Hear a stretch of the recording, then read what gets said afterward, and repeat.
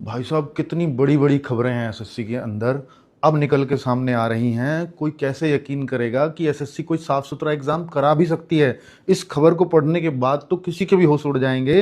कोई ईश्वर प्रसाद है जो पकड़ा गया है इसी शुक्रवार को, आरोपी था नकल कराने का, और उसने क्या क्या खुलासे किए हैं।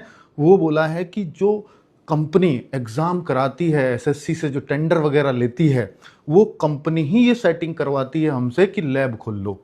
और लैब मुझसे खुलवाए गए, उनके कर्मचारियों ने मुझसे संपर्क किया और मैंने लैब खोले जगह जगह जा करके। और जब एसटीएफ इसकी जांच करी है तो इस आदमी ने बताया कि मैंने 500 लैब खोल लिए हैं अब तक।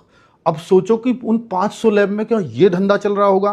क्या जितने मेहनती बच्चे हैं, क्या उनकी मेहनत को इस तरह से ताक पर रखा जा रहा होगा? सोच करके देखो। इसने बोला है कि उत्तराखंड हो, दिल्ली हो, यूपी हो, हैदराबाद हो, राजस्थान, हिमाचल, इनमें 500 से ज़्यादा लैब के सेटअप हैं जिनमें ये चाहे तब चाहे सेटिंग करा सकता था, क्योंकि इसी के थ्रू कंपनी जो एसएससी को टेंडर, एसएससी जिनको टेंडर दे रही है, ऐसी कंपनी इनके थ्रू पूरी सेटिंग बिठा रही हैं। सोचो, 100, ये कह रहा है कि हर लैब पर तो ये चीज़ें नहीं की, लेकिन 100 से ज़्यादा लैब्स पर यह काम होने की आशंका जताई जा रही है। और सबसे बड़ी बात तो तब हो गई, ये कह रहे हैं कि सीसीटीवी की लाइव फीड को भी ये खुद कंट्रोल कर सकता था, अर्थात उसमें क्या, कब, कैसे, क्या दिखाना है, वो सब कुछ इसके हाथ में था।